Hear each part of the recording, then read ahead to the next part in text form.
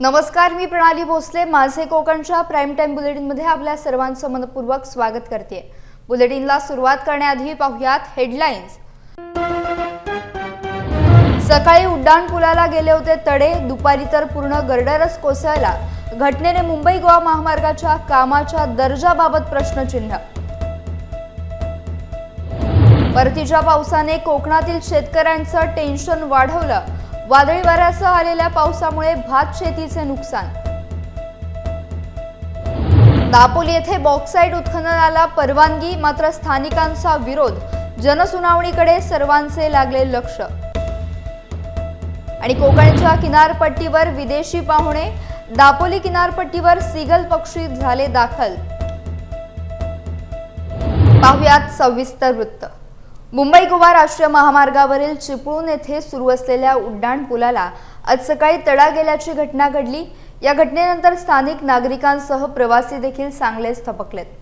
मागील 2 महिन्यातला हा दुसरा अपघात असल्यानं शहरातील शिवसेनेच्या संतप्त कार्यकर्त्यांनी महामार्गाचं काम करणाऱ्या कंपनीच्या अधिकाऱ्याला चोप दिलाय. चिपळूणमधील बहादूर शेख नाका येथे सुरू असलेल्या उड्डाणपुलाच्या निकृष्ट कामामुळेच अशा घटना घडत असल्याचा आरोप शिवसेनेच्या स्थानिक नेत्यांनी केलाय. त्यामुळे जोपर्यंत या उड्डाणपुलाच्या कामाचे स्ट्रक्चरल ऑडिट झाल्याशिवाय पुढील काम करू देणार नाही असा स्पष्ट इशारा देण्यात आलाय. सध्या या ठिकाणी वाहतुकीला कोणत्याही प्रकारचा अडथळा नसून संभाव्य तणाव टाळण्यासाठी पोलीस बंदोबस्त तैनात करण्यात आलाय. आरवले कांटे इथपर्यंतच्या मुंबई गोवा राष्ट्रीय महामार्गाच्या सदोष बांधकामाच्या बाबत आणि निकृष्ट दर्जाच्या बांधकामाच्या संदर्भात, म्हणजे परशुराम घाट असेल, चिपळूणचं ब्रिज असेल, वशिष्ठी नदीचं सुद्धा ब्रिजच्या संदर्भातले 1 लेनचं काम असेल, ते आरवली कांटे इथपर्यंतच्या सदोष बांधकामाच्या संदर्भात आमच्या शिवसेना उद्धव बाळासाहेब ठाकरे या गटाच्या कार्यकर्त्यांनी यापूर्वीसुद्धा 2 वेळा आंदोलन केलं होतं. पण दुर्दैवाने ह्या निकृष्ट दर्जाच्या कामाची चौकशी होण्याच्या पेक्षा त्या निकृष्ट दर्जाचं काम निदर्शनास आणणाऱ्या आमच्या शिवसेना पदाधिकाऱ्यांवर पोलीस केसेस टाकल्या गेल्या. जवळजवळ 21 पदाधिकाऱ्यांवर पोलीस केसेस टाकल्या गेल्या. तिकडे 11 पदाधिकाऱ्यांवर, कार्यकर्त्यांवर तक्रारी टाकल्या गेल्या. आत्ता त्यांना माझं सांगणं आहे, उद्या मी तर विचारणारच आहे, ज्या वेळेला आम्ही तुम्हाला दाखवत होतो हे काम निकृष्ट दर्जाचं आहे, त्याचीच गांभीर्याने चौकशी न करता पोलिसांकडून ह्या लोकांना तुरुंगात टाकायचं काम करत होता. आत्ता खरं म्हणजे उद्या अधिकारी आल्यानंतर मी चिपळूणच्या पोलीस स्टेशनला जाणार आणि मी सांगणार आहे की ह्या दुर्घटनेला जबाबदार असणाऱ्या अधिकाऱ्यांवर पहिलीच कारवाई करा, ही मागणी मी उद्या करणार आहे. ही जबाबदारी महाराष्ट्र सरकारच्या PWD डिपार्टमेंटची आहे. अर्थात PWDचे अधिकारी आले, त्यांचे मंत्री आले, सगळे आले आणि पर्यायाने महाराष्ट्र सरकारचे प्रमुख मुख्यमंत्री आले. खरं म्हणजे मुख्यमंत्र्यांनी सुद्धा तातडीने इथे येऊन एवढा मोठा गडर बँड कसा होतो हा सुद्धा एक संशोधनाचा विषय आहे. ही क्रेन एवढी वाकते कशी, एवढी मोठी हेवी क्रेन वाकेल असं कोणाला सांगितलं तर विश्वास ठेवणार नाही. ह्याचा अभ्यास करण्याची आवश्यकता आहे. आणि महाराष्ट्र सरकारच्या अशा पद्धतीने मूर्ख वृत्तीचे अधिकारी जर बसले असतील PWD खात्यामध्ये तर त्यांची हकालपट्टी करावी लागेल. आधी बांधकाम मंत्री रवींद्र चव्हाण यांनी पण यापूर्वी 2-3दा साईट व्हिजिट केली होती. अखेरीस ते सुद्धा अधिकारी जे सांगत होते त्यांच्यावर विश्वास होता. मी सुद्धा त्यांना सांगितलं होतं की ह्या अधिकाऱ्यांवर विश्वास ठेवण्याच्या पेक्षा स्वतः सखोल जाऊन याची चौकशी करणं आवश्यक आहे. त्यांनी प्रामाणिकपणे प्रयत्न केला, परंतु अधिकाऱ्यांना याला बाबत जबाबदार धरलंच पाहिजे. चिपळूणमध्ये एक मोठी दुर्घटना घडलेली आहे. बहादूर शेख नाक्याचा जो फ्लायओव्हर आहे ज्याचं काम चालू होतं, सकाळी 7 वाजता याचा गर्डर सरकलेला होता, त्याला तडे गेलेले होते. मात्र आता काही तासातच तो पूर्ण फ्लायओव्हर खाली जमीनदोस्त झालेला आहे, पडलेला आहे. आपल्याबरोबर माजी आमदार आहेत सदानंद चव्हाण, त्यांच्याकडे जाणून घेऊया. साहेब, काय चाललंय चिपळूण शहरामध्ये असा नागरिकांचा सवाल आहे. कशा प्रकारच्या दर्जाचं काम चालू आहे आणि लोकप्रतिनिधी काय करतात? नाही, लोकप्रतिनिधी ह्या कामाचं सुपरविजन करत असेल भाग नाही हेच, पण ह्या अशा घटना घडू नयेत. कारण एवढा मोठा पूल आणि तो सुद्धा आपल्या सर्वांच्या अस्मितेचा प्रश्न हा कोकण हवे. आणि मग त्याच्यामध्ये अशा दुर्घटना जर घडत असेल तर ह्या निष्काळजीपणा या ठेकेदाराचं आहे किंवा त्या ठेकेदाराची काय हे आहे, म्हणजे त्याची कॅपॅसिटी आहे त्या अशा पद्धतीने त्याने कामं केलं नाही केलं. ते म्हणतात टेस्टिंग केलं तर अशा निकृष्ट दर्जाचे गर्डर त्याच्यावर चढवलेच कसे. त्याने टेस्टिंग खालीसुद्धा दोन्ही प्रकार असतात ना, टेस्टिंग करताना त्याच्या प्रिकास्ट करताना सुद्धा त्याची टेस्टिंग असते. मग ते अशा पद्धतीचे जे काही त्यातले जे काही पार्ट्स आहेत ते वर चढवायला नको पाहिजे होते. आणि अशी थातुरमातुर उत्तर देऊन परत हे सकाळी जर घटना घडली असेल तर आत्ता त्यांनी त्याची प्रिकॉशन घ्यायला पाहिजे. तो लोकांना सतर्क राहायला सांगायला होतं. समजा आता मला वाटतं समजलं की आमदार साहेब आणि त्यांचे काही 2-4 लोक सहज तिथे पाणी करायला गेले तर त्याच दरम्यान पडला. सुदैवानं कोणाला जीवितहानी झाली नाही किंवा कोणाला काही लागलं नाही, हा भाग वेगळा आहे. परंतु याहीपेक्षा जर, कारण हा नाका म्हणजे आमचा एक सर्वात चिपळूणचा हार्ट आहे, गजबजलेला एरिया म्हणून बहादूर शेख नाका.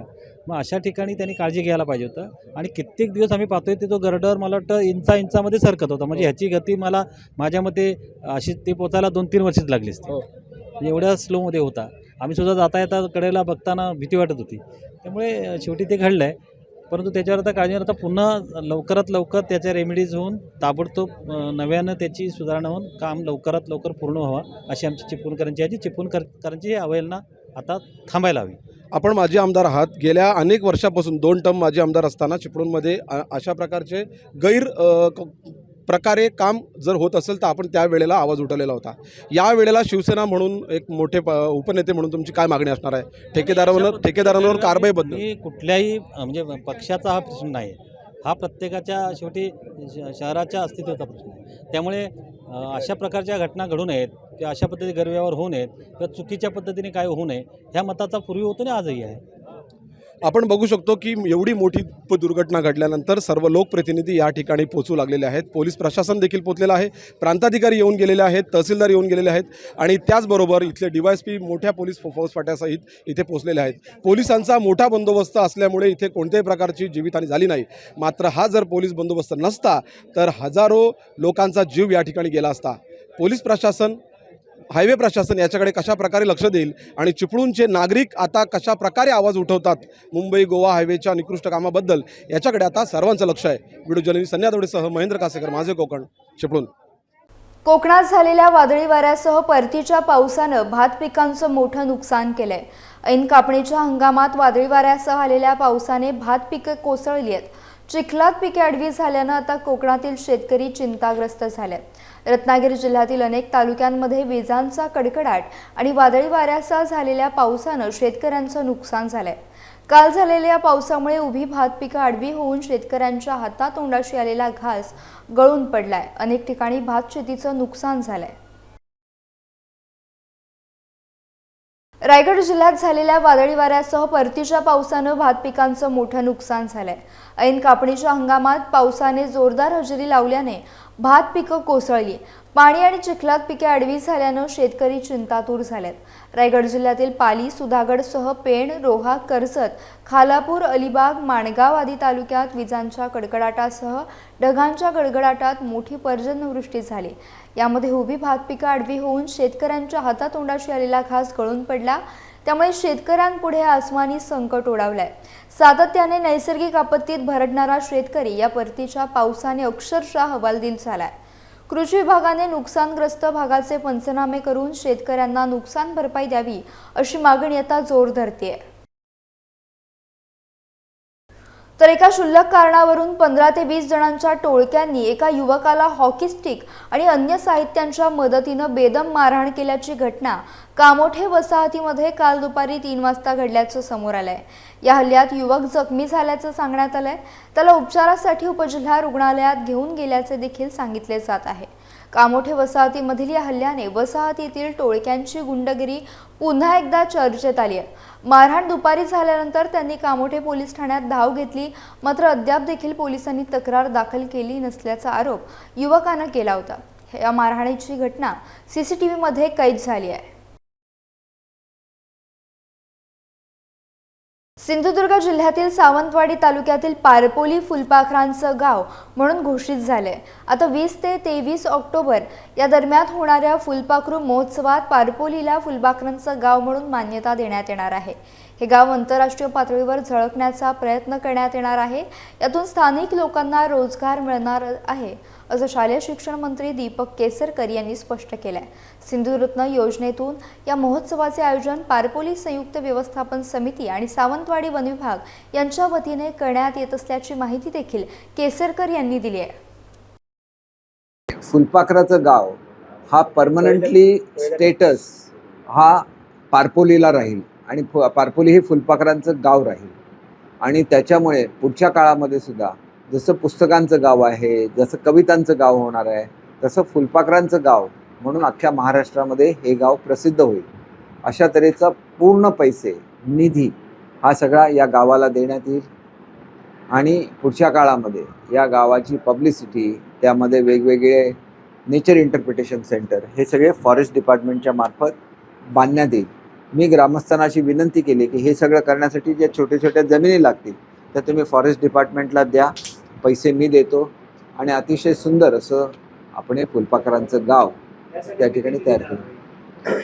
जेवढा DFO मागतील तेवढा सगळा निधी देणार.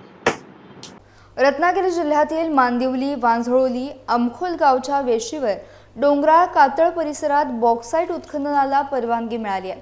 या डोंगरावर मोठ्या प्रमाणात बॉक्साईट असल्याने मायनिंग सुरू करण्याच्या हालचालींना वेग आलाय. 350 एकर जमिनीत बॉक्साईट उत्खनन प्रस्तावित आहे.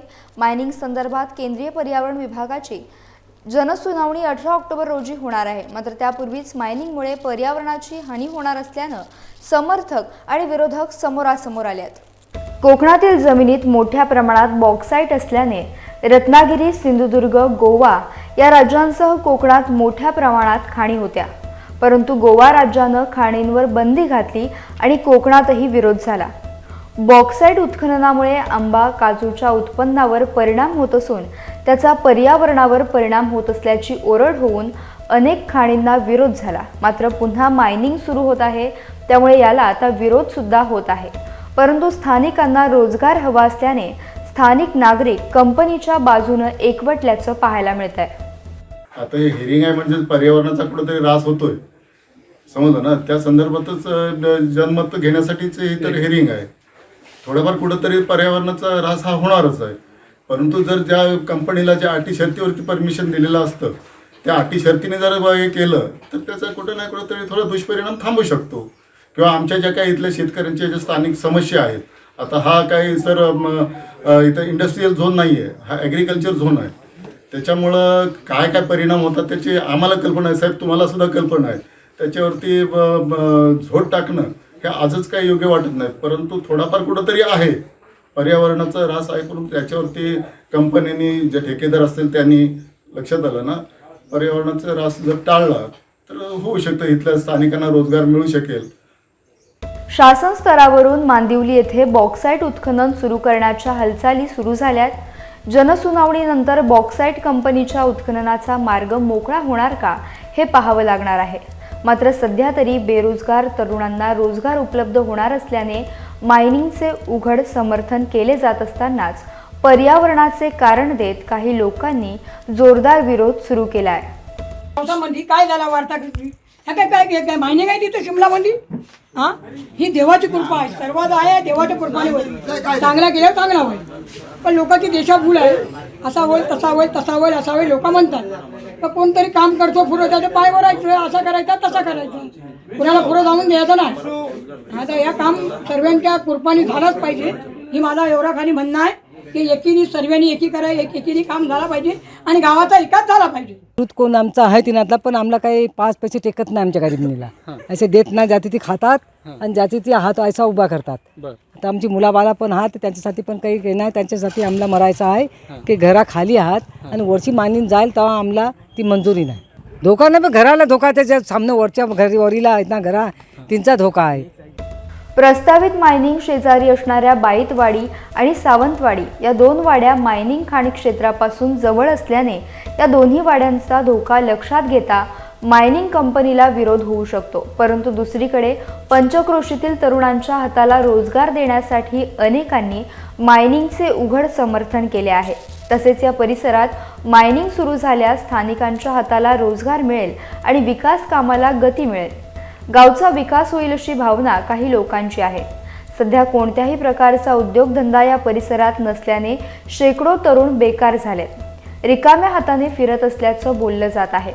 त्यामुळे या पंचक्रोशीत एखादा उद्योगधंदा यायला हवा अशी मागणी करत लोकांनी मायनिंगचं खुलेआम समर्थन केलंय.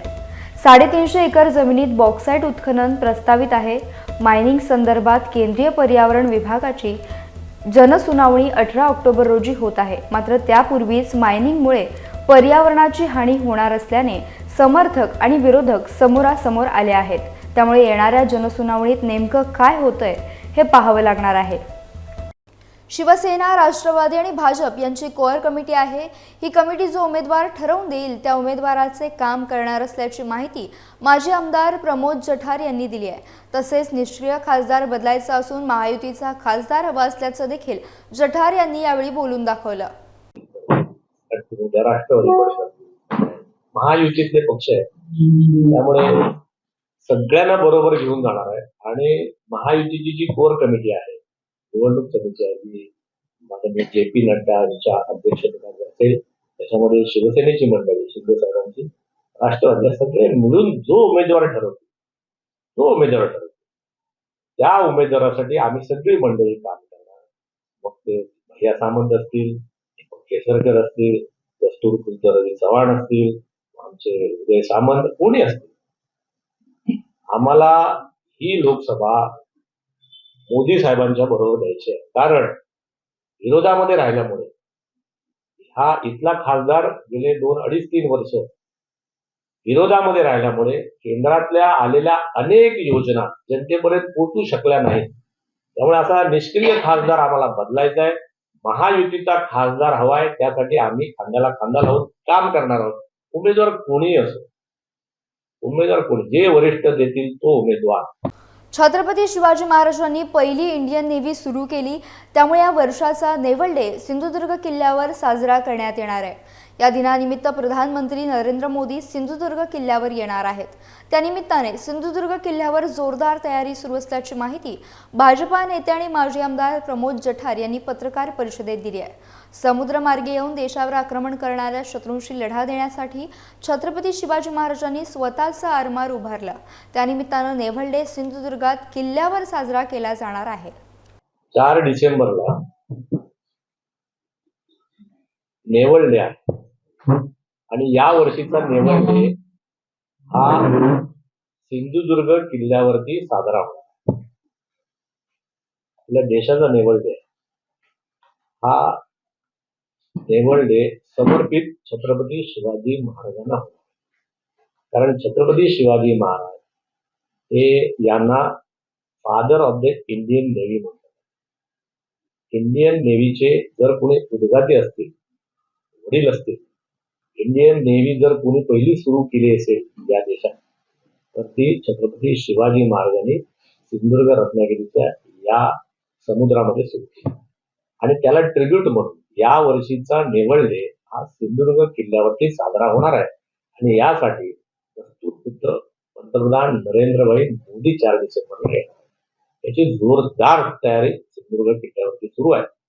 सिंधुदुर्ग किल्ल्याच्या समोर असलेल्या राजकोट या ठिकाणी छत्रपती शिवाजी महाराजांचा एक छान पुतळा त्या ठिकाणी उभारण्याचं काम PWDच्या जागेत माननीय पालकमंत्री रवींद्रजी चव्हाण यांनी PWDची जागा दिली.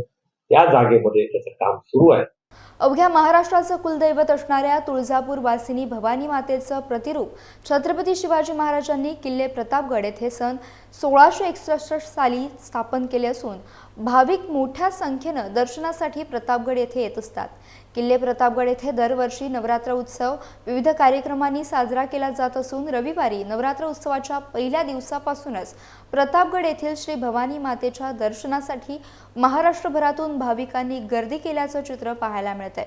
नवरात्र उत्सव काळात प्रतापगड येथे विविध भक्तिमय कार्यक्रम साजरे केले जाणार आहेत. त्यामध्ये जागर, गोंधळ, पालखी सोहळा, मशाल महोत्सव असे विविध भक्तिमय कार्यक्रम असणार आहेत. 364 वर्ष झाली भवानी मातेला स्थापन होऊन. महाराजांचे कुलदैवत पूर्वी तुळजापूरला होतं, पण नंतर महाराजांनी इथे 1661ला स्थापना केली आणि यावर्षी मूर्ती स्थापन होऊन 364 वर्ष झालेली आहेत आणि आजचा पहिला दिवस आहे. तर पहिल्या दिवसापासून नित्य सकाळी रात्री आरती पूजा असते, नैवेद्य असतो देवीला. असंच 4थ्या माळेला गोंधळ असतो देवीचा, मोठ्या प्रमाणात जागर गोंधळ असतो. दुसऱ्या दिवशी पंचमीला पालखी असते सकाळी भवानी माता मंदिर ते शिवाजी महाराजांच्या पुतळ्यापर्यंत. षष्टीला यावर्षी मशाल महोत्सव आहे आपला, तारीख 20/10/2023. तर शुक्रवार येतो त्या दिवशी. तर बहुसंख्य पर्यटकांनी भाविकांनी ह्या उत्सवात येऊन महाराजांच्या काळाचा अनुभव घ्यावा. आणि त्यानंतर सप्तमी अष्टमीला घागरी फुटण्याचा कार्यक्रम असतो, नवमीला होम असतो इकडे, आणि दसऱ्या दिवशी पालखीचा सोहळा असतो. पालखी इथून खाली अफजलखानच्या गबरीपर्यंत जाते, सीमोल्लंघनासाठी पळत जाते आणि परत पळत गडावर येते. असा हा 10 दिवसाचा मोठा उत्सव असतो इथे. तर भाविकांनी इथे यावं आणि याचा लाभ घ्यावा. नवरात्र उत्सवाला आता सुरुवात झाली असून किल्ले प्रतापगड येथे नवरात्र उत्सवामध्ये 9 दिवस विविध कार्यक्रम घेतले जातात. या ठिकाणी महाराष्ट्रभरातून भाविक मोठ्या संख्येने भवानी मातेच्या दर्शनासाठी येत असतात. यावर्षी देखील नवरात्र उत्सव काळामध्ये प्रतापगड येथे विविध कार्यक्रमांचे आयोजन करण्यात आलेले असून जास्तीत जास्त भाविकांनी या कार्यक्रमाचा लाभ घ्यावा असे आवाहन कमिटीतर्फे करण्यात आलेले आहे. माझे कोकणसाठी देवेंद्र दरेकर, रायगड. देशात ज्या 2 देवस्थानांना पोलीस मानवंदना देण्याची परंपरा ब्रिटिश काळापासून सुरू आहे, त्यापैकी एक असलेले रायगडवासियांचे श्रद्धास्थान आणि रोह्याचे ग्रामदैवत श्री धावीर महाराज रविवारी मंगलमय वातावरणात विधिवत देवघटी बसलेत आणि महाराजांच्या नवरात्र उत्सवाला मोठ्या उत्साहात प्रारंभ झाला. रोहा शहराच्या पश्चिम बाजूला हनुमान टेकडीच्या पायथ्याशी असलेल्या सुंदर आणि भव्य मंदिरामध्ये गाभाऱ्यात श्री धावीर महाराज, कालिका माता, बहिरीबुवा, वाघबापा मागे 3 वीरांचे स्थान आहे व मंदिराबाहेर महाराजांचा अंगरक्षक चेडा या देवाचं स्थान आहे.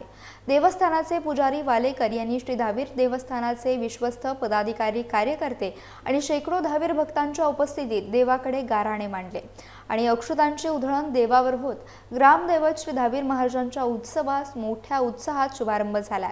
यावेळी गोंधळ्यांची आरती, विविध वाद्य आणि घंटानादाने आसवंत दुमदुमून टाकणाऱ्या मंगलमय वातावरणात ग्रामदेवतेची महाआरती संपन्न झाली. यावेळी मंदिर विश्वस्त मंडळाचे अध्यक्ष प्रशांत देशमुख, कार्यवाह मकरंद बारटक्के, उत्सव समितीचे अध्यक्ष मयूर पायगुडे, माजी नगराध्यक्ष लालताप्रसाद कुशवाह, समीर शेडगे, विश्वस्त नितीन परब, विजयराव मोरे आदी उपस्थित होते. थंडीची चाहूल लागताच हजारो किलोमीटरचा प्रवास करत विदेशी पक्षी कोकण किनारपट्टीवर दाखल झालेत. रत्नागिरी जिल्ह्यातल्या दापोली तालुक्यातील अनेक समुद्र किनाऱ्यांवर सीगल पक्षी नुकतेच दाखल झाले आहेत. पुढील काही दिवस या पक्ष्यांचा मुक्काम हा कोकणातील समुद्र किनाऱ्यांवर असणार आहे. पावसाळ्यापूर्वी मायदेशी परतलेले विदेशी सीगल पक्षी पावसाळा संपून थंडीला सुरुवात होताच पुन्हा कोकणातील समुद्र किनाऱ्यावर दाखल झालेत. त्यामुळे या पक्ष्यांच्या थव्यानं समुद्रकिनारी चांगलेच फुलून गेलेत. वातावरणातील बदलामुळे या पक्ष्यांना स्थलांतर करावे लागते. हजारो किलोमीटरची भरारी मारून हे पक्षी 3 महिने थंडीच्या हंगामात कोकण किनारपट्टीवर येतात. येथले उबदार वातावरण आणि त्यांचे खाद्य मासे या हंगामात किनारपट्टीवर मुबलक प्रमाणात मिळत असतात. त्यामुळे हे पक्षी कोकण किनारपट्टीचा आसरा घेतात. आधीच कोकणचे किनारे सुंदर आहेत, त्यातच आलेल्या सीगल पक्ष्यांनी त्या सौंदर्यात अधिकच भर पडली आहे. या सौंदर्याचा आस्वाद घेण्यासाठी पर्यटकांची देखील गर्दी वाढतेय. आमदार अनिकेत तटकरे यांच्या वाढदिवसानिमित्त तळा शहरात राष्ट्रवादी काँग्रेस पक्षातर्फे जलतरण स्पर्धेचे आयोजन करण्यात आले होते. या शहरातील नंद तलाव या ठिकाणी 1ली ते 7वी, 8वी ते 12वी आणि खुला गट याप्रमाणे जलतरण स्पर्धेचे आयोजन करण्यात आले होते. या स्पर्धेत एकूण 40 स्पर्धकांनी आपला सहभाग नोंदवला. यातील विजेत्या स्पर्धकांना मान्यवरांच्या हस्ते आकर्षक बक्षिसं देऊन गौरवण्यात आलं. या कार्यक्रमाप्रसंगी नगराध्यक्षा माधुरी घोलप, उपनगराध्यक्ष चंद्रकांत रोडे, नगरसेवक अविनाश पिसाळ, स्वीकृत नगरसेवक महेंद्र कसबजे यांसह राष्ट्रवादीचे पदाधिकारी आणि कार्यकर्ते मोठ्या संख्येने उपस्थित होते. यासह बुलेटिनमध्ये वेळ झाली इथेच थांबण्याची. भेटूयात नवीन बुलेटिनसह. तोपर्यंत तुम्ही कुठेही जाऊ नका. पाहत राहा फक्त माझे कोकण.